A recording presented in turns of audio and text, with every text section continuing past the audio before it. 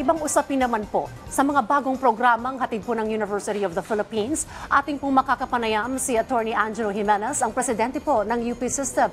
Attorney Jimenez, magandang umaga po sa inyo.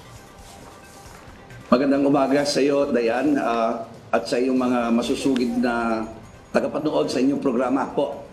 Alright, sir, I understand may mga bagong programa po na inaalok sa UP Mindanao. Tell us about these new degree programs po.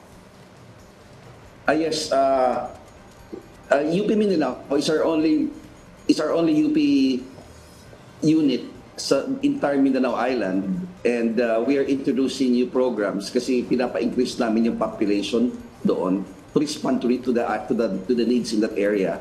No? Ang una nito is yung pinaka-significant is mag-introduce tayo ng medicine, of course, no? And course in medicine. Kasi kulang na kulang ang mga doctors doon, and we wanted to contribute, not just doctors, but students trained to be excellent doctors and leaders as well. No?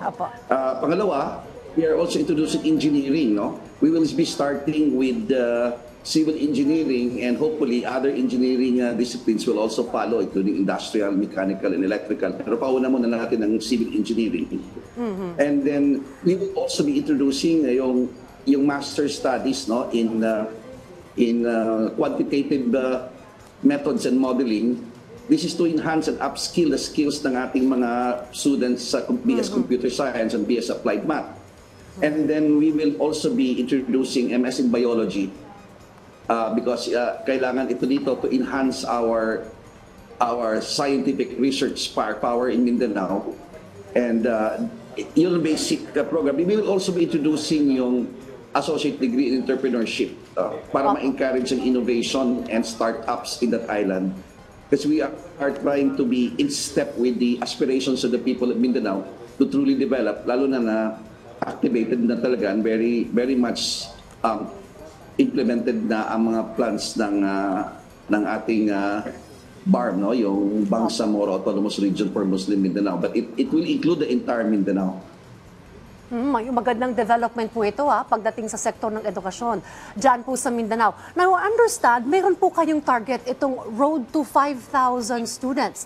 Ano na po ba ang status natin ito, sir? Ilan na po ba ang ating mga estudyante dyan ngayon? At on track po ba tayo to achieve this goal?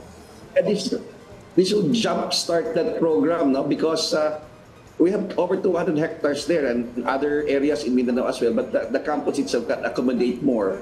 But more important than that is that Mindanao can accommodate more of our graduates. We want to help them in the basic sciences, help, no? Including social science din naman. So itong mga paunang program na to are designed to meet that. No? Sana makarating namin. Ang goal is to reach 5,000 by 2029, which is of course the end of my term. And with this kind, especially focus on health and engineering, no, which we hope na kung matuloy, will become irreversible and pag-expand. Ang vision natin is to make UP Mindanao a truly comprehensive national university that can enhance and support and even lead, no, yung development aspirations ng people of Mindanao, ng mga kababayan natin dito. They're undergoing a relative peace and stability in that area. We want to seize this opportunity. But of course, ang kailangang mag-stress natin that we have a mandate as a public service university. And we want to reach to sa mga areas na generally, geographically isolated and disadvantaged areas. Yun ang focus natin dito.